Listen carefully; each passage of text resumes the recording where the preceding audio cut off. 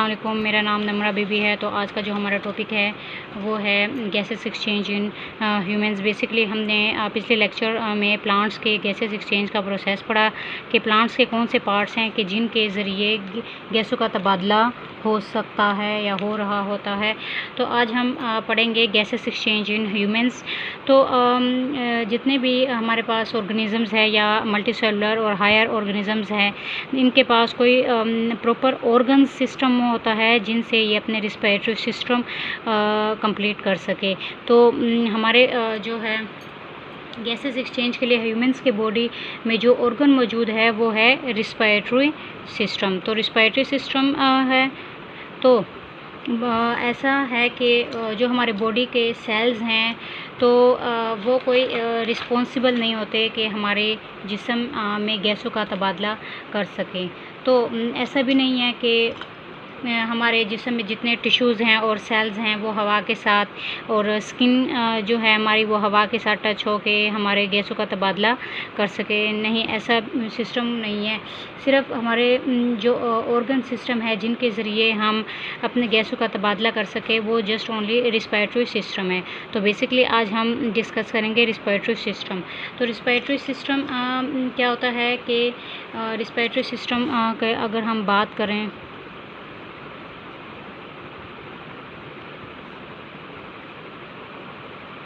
फिर ये है कि main organ for exchange of gases. अब हम चलते हैं कि इनके पास जो है वो टू कंपोनेंट्स होते हैं और वो कंपोनेंट्स कौन से हैं? वो कंपोनेंट्स यहाँ पे हम हेडिंग दे रिस्पिरेटरी सिस्टम।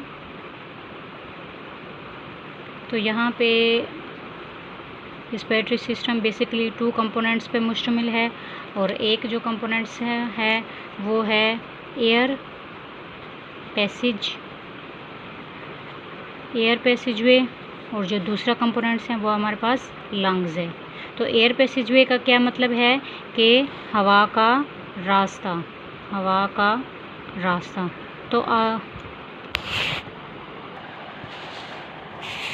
तो ये दो ऑर्गन्स हैं हमारे पास कि जिनके ज़रिए हम हवा या रिस्पिरेटरी सिस्टम का प्रोसेस कैरी कर सके।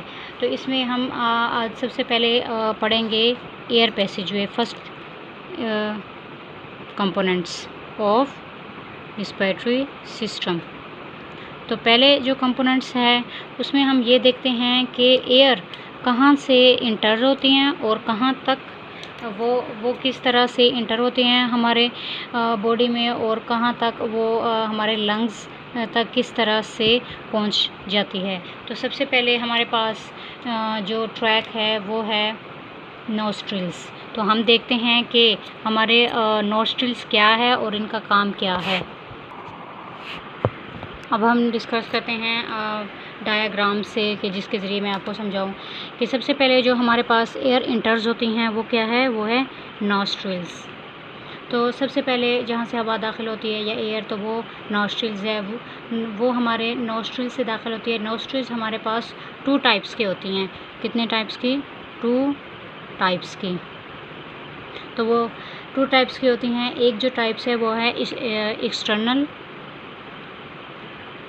एक्सटर्नल ओपनिंग और दूसरा कौन सा है? Internal opening. अच्छा, एक्सटर्नल ओपनिंग का क्या है कि बाहर की तरफ से जो हमारी ओपनिंग होती है ये उसको कहते हैं हम एक्सटर्नल ओपनिंग। और जिस तरह इंटरनल और नोस्ट्रिल की बात करें तो इनसाइड जो है वो हमारे फेनक्स में जाके ओपन होती है। कौन? Internal opening. तो इसी तरह हमारे पास दो टाइप्स हैं नोस्ट्रिल की। तो इसके बाद अगर हम देखें वो आ जाता है नेज़ल कैविटी। तो यहाँ पे अगर हम लिखें कि सबसे पहले हवा कहाँ से इंटर होती है वो हमारे पास है नोस्ट्रिल्स। Basically nostrils. तो नोस्ट्रिल्स कितने टाइप्स हैं नोस्ट्रिल्स के? टू टाइप्स होते हैं, एक्सटर्नल और इंटरनल नोस्ट्रल्स। तो उसके बाद जो हमारे पास नोस्ट्रल्स के बाद प्रोसेस स्टार्ट होता है वो है nasal cavity. Nasal cavity, nasal cavity कौन सी है? ये जो नाक के हमारे जो बाहर की तरफ से जो सुराख है और उनके अंदर जो सुराख होते हैं उनको हम कहते हैं नेज़ल कैविटी। तो नेज़ल कैविटी के बाद जो फिर हवा कहाँ दाखिल होती है, फिर किस प्रोसेस हवा दाखिल होती है, वो हमारे दाखिल होती है फेनेक्स में, नेज़ल कैविटी से फेनेक्स में। फेनेक्स, तो फेनेक्स का अगर हम देखा जाए कि फेनेक्स एक मसल्स है, it is a muscular passageway, it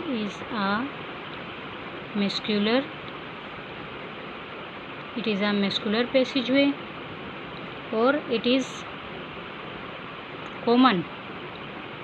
किसके लिए ये कॉमन है? फॉर फूड एंड एयर, कि ये फेनेक्स से ही हमारे फूड और एयर जो है बाहर आगे की तरफ चली जाती है। अब इसकी तरफ अगर हम देखें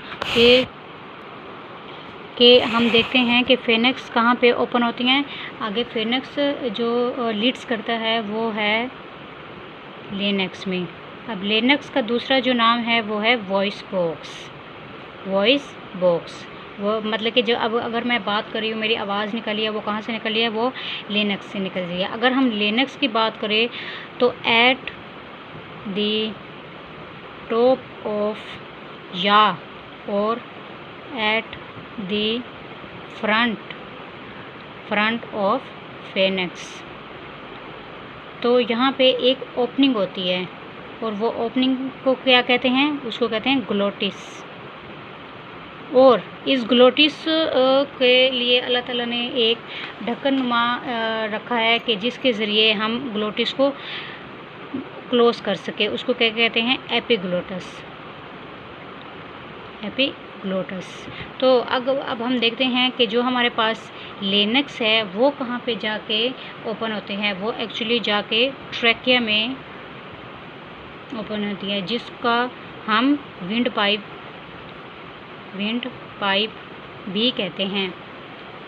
अब मज़ीद जो हमारे पास ट्रैकिया है जैसे ही चेस्ट कैविटी में इंटर होती है तो मज़ीद इसको हम डिवाइड करते हैं इनटू टू मेन ब्रांचेस में। किसको? ट्रैकिया को। तो जो हमारे पास नेक्स्ट जो है कि ट्रैकिया कहाँ पे चेस्ट कैविटी से कहाँ ओपन होगी? वो होगी ब्रोनकाइस। अगर हम सिंगल बार करें ब्रोनकस, ब्रोनकस। तो अगर हम सिंगल की बात करें तो ब्रोनकस है। फिर जैसे ही हमारे पास ब्रोनकाइस है वो लंग्स में इंटर होंगी। ब्रोनकाइस कहाँ में इंटर होंगी? लंग्स में। तो मज़ीद जो ब्रांचेस है वो स्मॉलर ब्रांचेस में डिवाइड होगी। तो ब्रोनकाइस के बाद का जो प्रोसेस स्टार्ट होता है, और या ब्रोनकाइस कहाँ पे ओपन होती हैं?